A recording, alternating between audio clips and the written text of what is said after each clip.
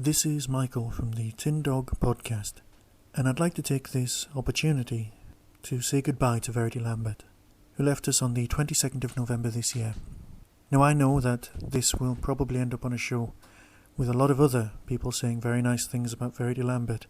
Many of the things I'll be saying later, will be said by other people, so I'm sorry if I'm repeating things, but to be fair, without Verity Lambert, you wouldn't be listening to this right now. Or if you were, you'd be listening to people talking about a very, very different thing. I've looked at some of the tributes to Verity, and there seems to be recurring themes. Her ability to reduce grown men to tears and things like that.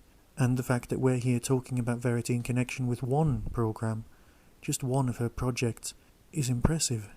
But then you get to look at the list of other things that she did in her career. Doctor Who was just one enormously important part to us, of a career of an incredible person.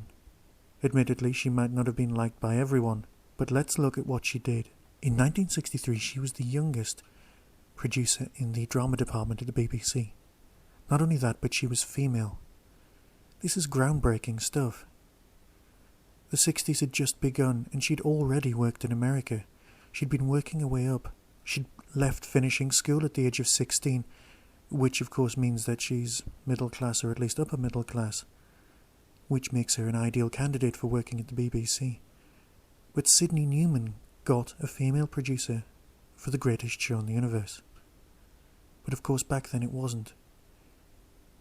Without Verity, we wouldn't have the Daleks. She was the one who pushed for the use of bug-eyed monsters in our show. If Sydney had had his way, it would have been strictly historical, or at least pushing the science aspect just a little bit further than we're used to. Her achievements as a woman can't be underestimated. However, when you look at her CV, it would be impressive no matter who you were.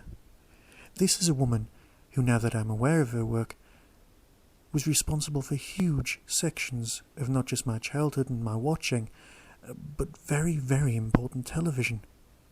Minder, for the popularist amongst us, but things like The Naked Civil Servant, that catapulted several issues so much further into the public eye than you would think, and made Quentin Crisp an even bigger celebrity.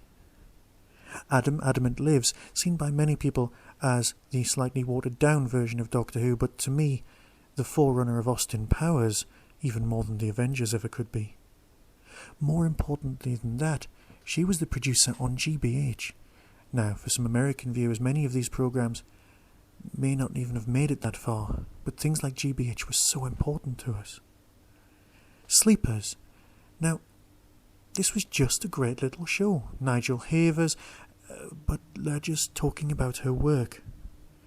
On the whole Doctor Who mystery-solving front, she was responsible for Jonathan Creek, Rumpole of the Baileys in there, the film Clockwise with John Cleese, and of course Cry in the Dark, or as it became known round our way, Dingoes Ate My Babies. Her work spoke to millions, not just thousands, and without her we wouldn't be here.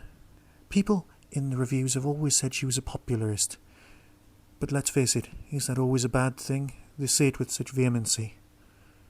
She made things popular for us. We enjoyed them, we loved them.